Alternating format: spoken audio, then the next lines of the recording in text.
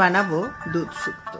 তার জন্য আমি নিয়ে নিয়েছি কাঁচকলা, বেগুন, উচ্ছে, সজনে ডাঁটা, আলু, গাজর আর উচ্ছে।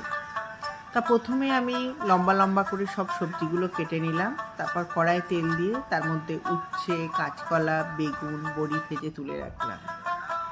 ওই তেলের মধ্যেই রাঁধুনি, পাঁচফোড়ন, শুকনো লঙ্কা, তেজপাতা ফোড়ন দিয়ে আলু, গাজর আর সজনে ডাঁটা দিয়ে ভালো করে নেড়েচেড়ে নিয়ে অল্প জল দিয়ে চাপা দিলাম।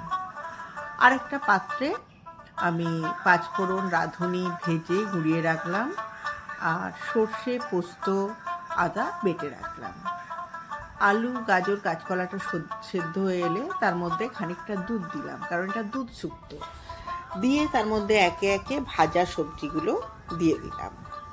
তারপর আমি ওর মধ্যে আদা, সর্ষে পোস্ত বাটা এবং ভাজা যে মশলাটা সেটা ছড়িয়ে দিলাম।